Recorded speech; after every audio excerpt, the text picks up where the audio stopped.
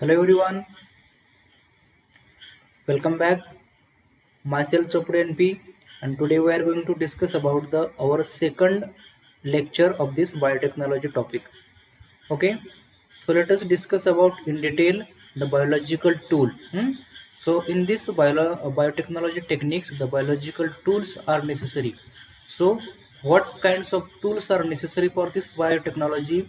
So the first tool, that is the enzyme. Okay, first tool, that is the enzyme. Second, cloning vector. This is also called as a vector DNA. Third, component host. This is also called as a cloning organism. Okay, so let us discuss in detail enzyme. So okay, there are different types of enzymes are necessary for this biotechnology techniques. So the different enzymes include the lysosomes, nuclease. So nuclease means the breaking of the nucleic acid.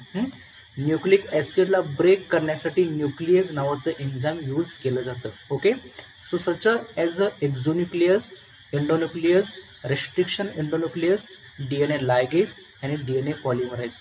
So these are the all types of enzymes used as a biological tools. Okay, next, restriction enzyme. This is also called as a molecular scissor. So scissor means as a like for cutting purpose, ज्याप्रमाणे आपण कात्री मारतो का नाही. So here restriction enzyme act as like a molecular scissor.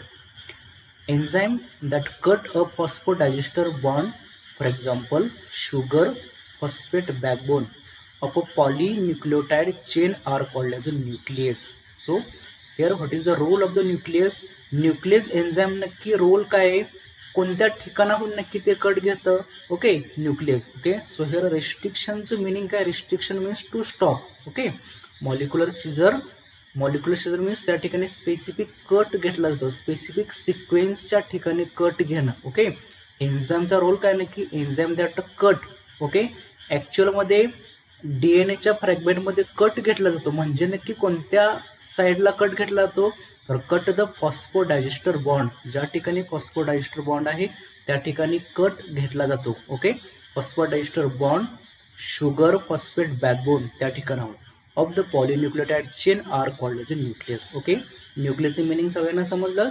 Nucleus means तर nucleic ॲसिडच्या ज्या ठिकाणी कट केला जातो, nucleic acid means DNA RNA. Okay, त्याला कट करायसाठी जे एन्झाईम वापरतं that is the nuclease. Okay, so there are two types of, firstly exonuclease and endonuclease. So let us discuss in detail what is the difference between the exonuclease and endonuclease.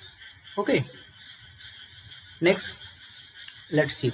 So this is the difference between the this is the DNA template. And what will the difference between the exonuclease and endonuclease? Exonuclease cut at the terminal end, and exonuclease काय करतं?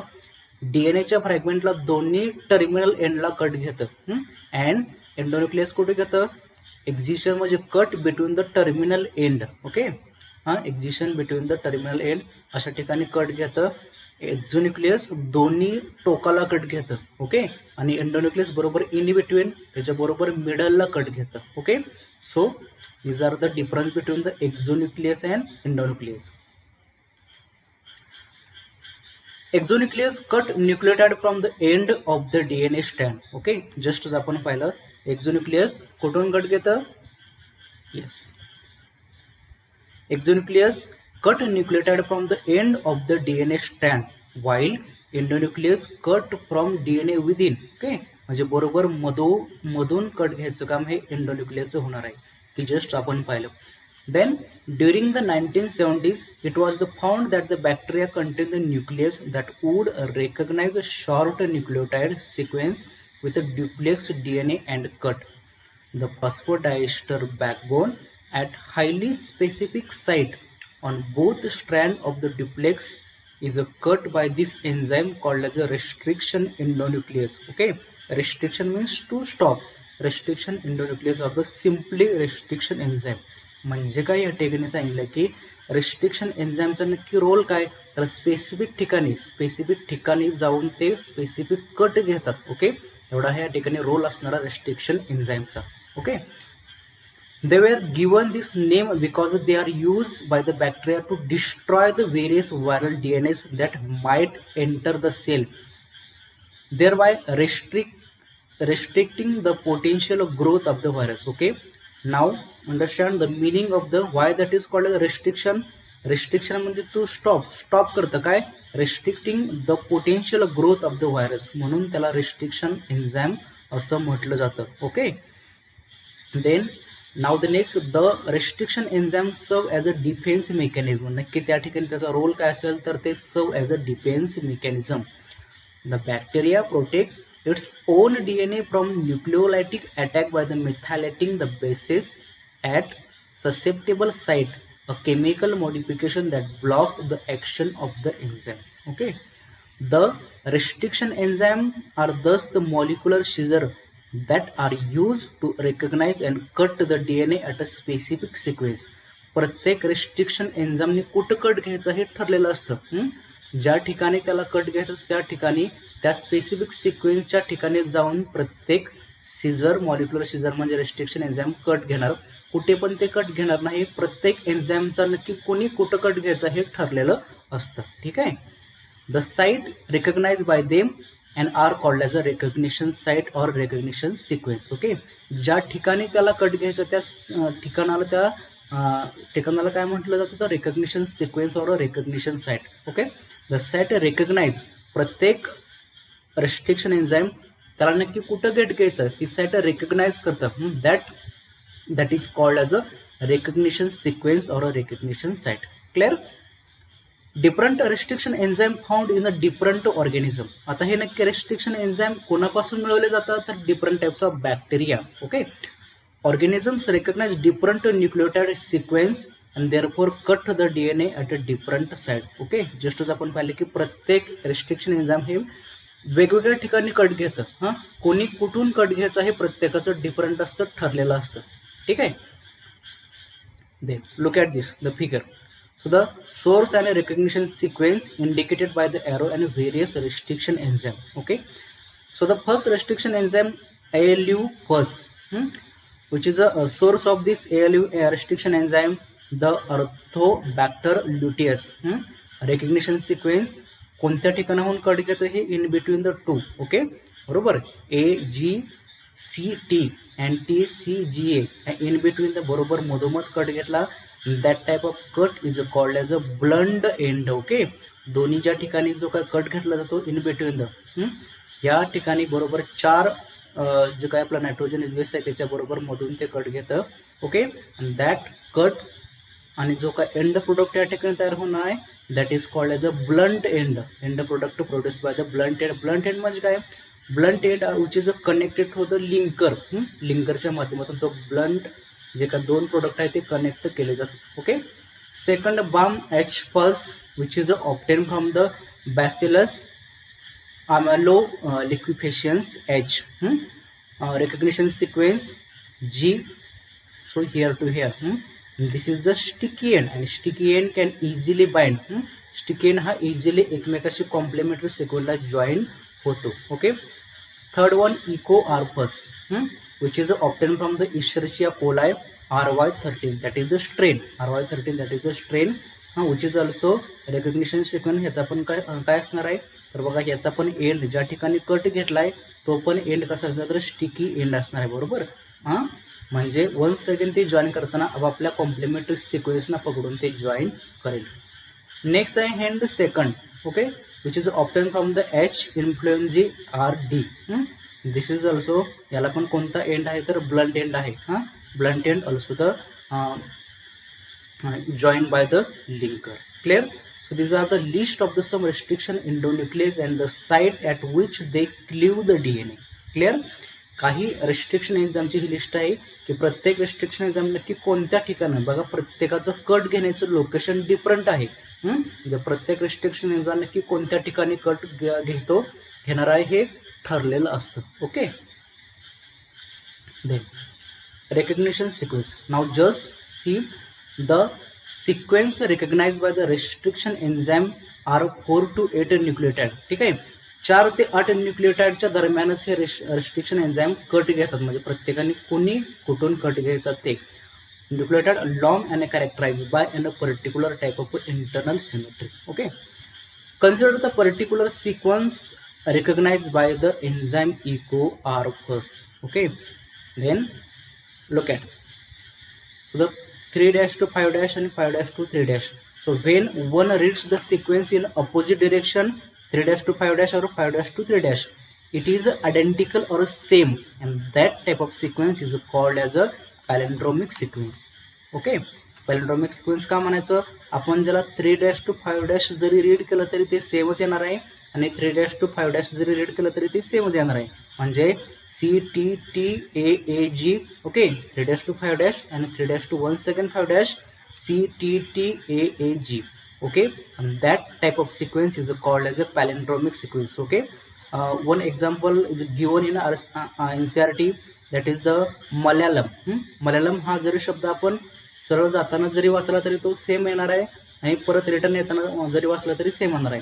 Another example that is the Nitin. Okay, Nitin also starting पासून शेवटपर्यंत वाचलं तरी ती सेमच येणार आहे, आणि शेवटपासून फर्स्ट पर्यंत वाचलं तरी सेम येणार आहे. Okay, that type of sequence is called as a palindromic sequence. A sequence of nucleotide same from both end is called as a palindromic sequence. Clear?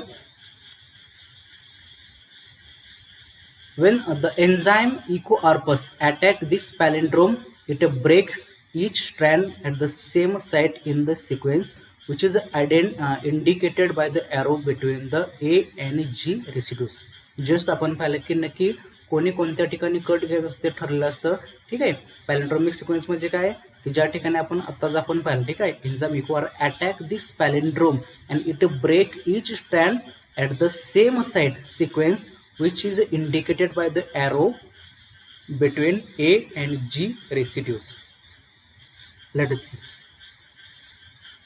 Restriction enzyme either cut straight across the DNA in the region of a palindrome to give blunt end, or cut producing short single stranded projection at each end of the DNA to produce cohesive or sticky end और staggered end. ठीक आहे, आपण काय पाहिलं की या ठिकाणी दोन प्रकारचे एंड तयार होतात. एक म्हणजे blunt end, okay, which is connected to the linker. Okay, तो जरा जास्त कन्फ्यूज वाला पार्ट आहे लिंकर, पण नॉर्मली जो स्टिकी एंड आहे तो इझिली कॉम्प्लिमेंटरी सिक्वेन्सच्या माध्यमातून जोडला जाऊ शकतो. Okay, sticky means cohesive end और the staggered end. Okay, next look at this, just the DNA showing the palindromic sequence. Okay, so these are the simple double stranded DNA, and for the help of this restriction enzyme EcoRPus, EcoRPus ने काय केला, या double standard DNA ला specific ठिकाणी cut घेतला. कसा cut घेतला ठिकाणी बघा, बरोबर या जी ठिकाणी असा बरोबर असं या ठिकाणी असं कट झाला बरोबर. Okay, for the help of this restriction enzyme EcoRPus, जेव्हा कट घेतला after the cutting, so this two standard are separated. Okay, बरोबर मधून भाग पडला कुठं, या ठिकाणी AATTC हा भाग बरोबर सेपरेट झाला, plus G. Okay, upper side AATTC and G are separated, and this side G ना CTTAA हा भाग सेपरेट झाला. या ठिकाणी बरोबर नेक्स्ट टाइम जॉईन केला की बरोबर हा ए ला टी कनेक्ट होणार, म्हणजे कॉम्प्लिमेंटरी सिक्वेन्स जॉईन केला जातो. This type of sequence, this type of joint is called as a sticky end. Okay, the mode of the action of the EcoR to cleave the DNA, अशा पद्धतीनं restriction enzyme cut घेतला जातो. Okay, next one, the cloning vector. This is also called as a vehicle DNA. The cloning means the multiple copy of a desirable gene or a DNA.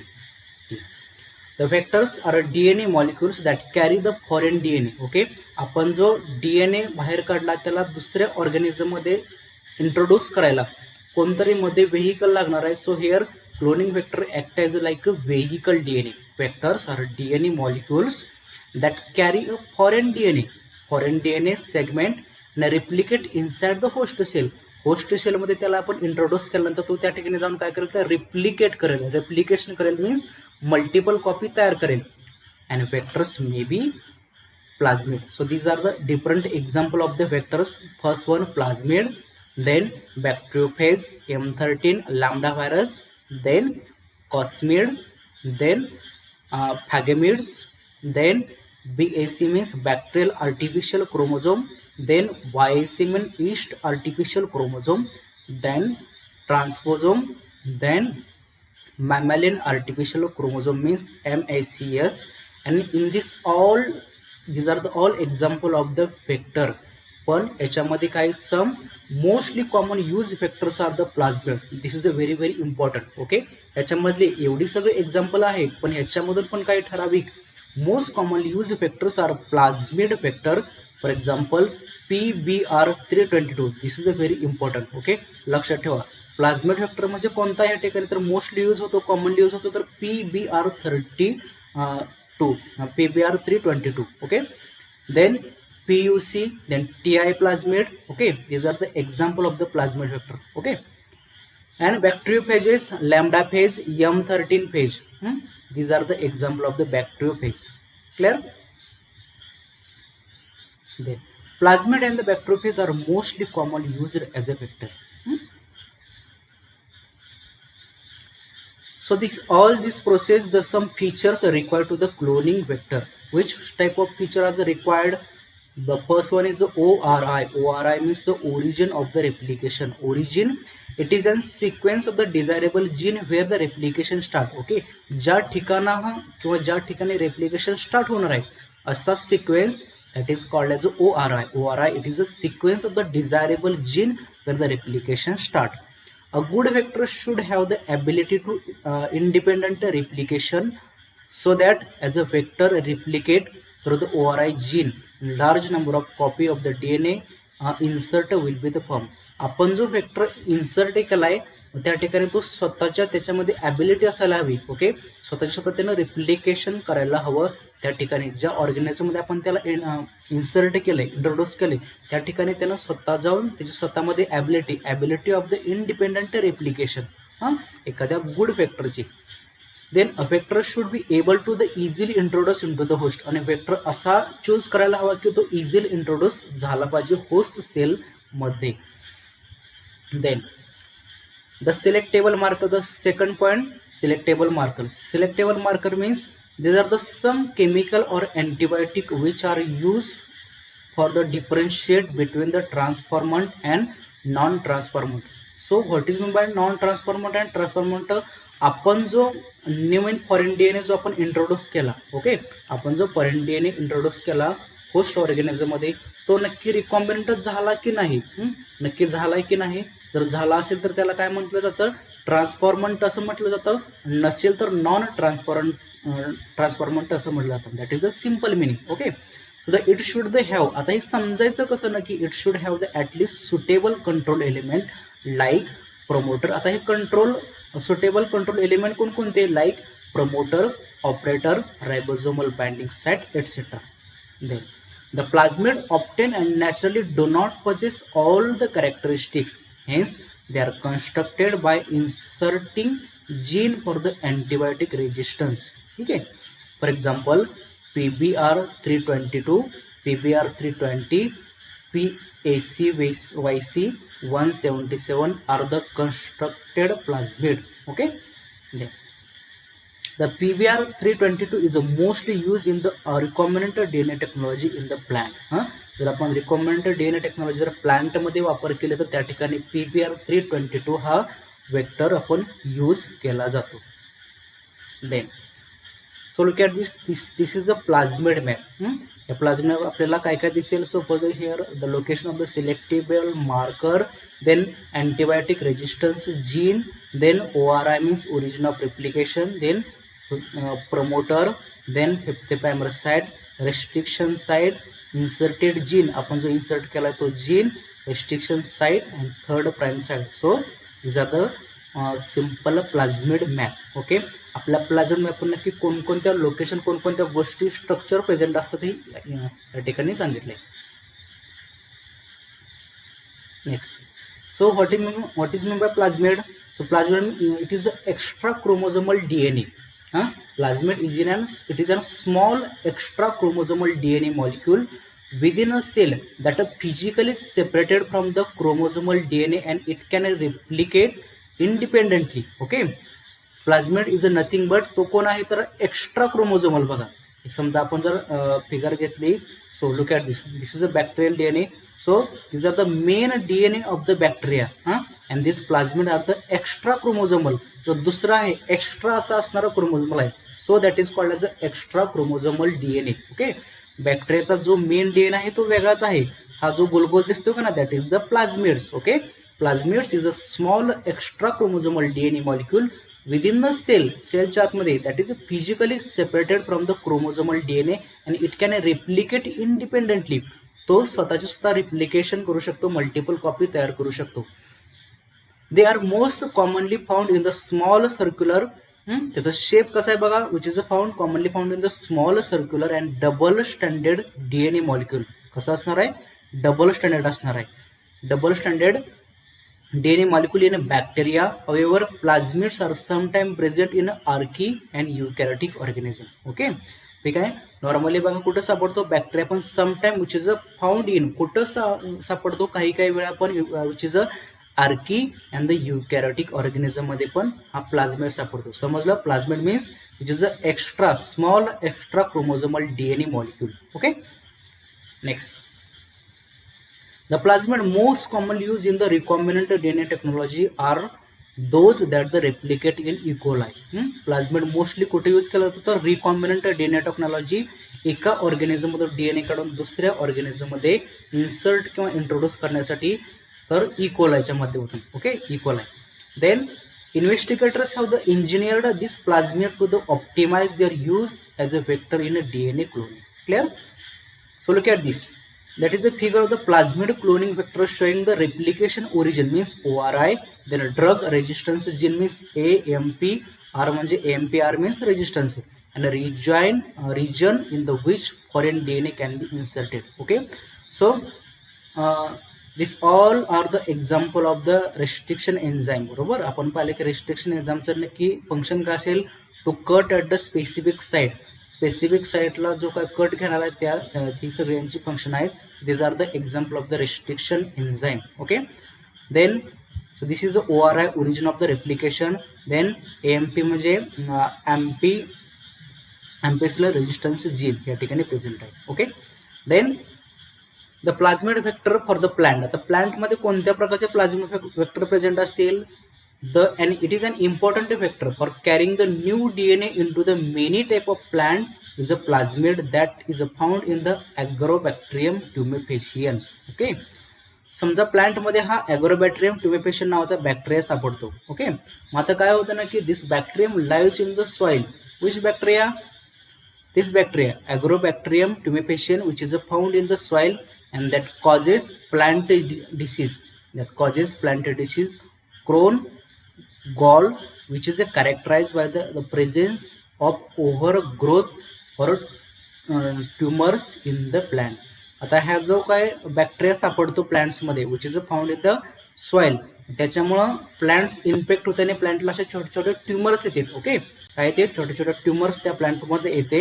या ठिकाणी केलं काय जातं, ट्युमेफेशियन्स content plasmid, तर त्याच tumours मधून एखादा जो प्लाझमिड काढला जातो. So the tumefaciens contain the plasmid called as a TI. TI means the tumour inducing. Okay, आणि त्याचाच वापर करून नेक्स्ट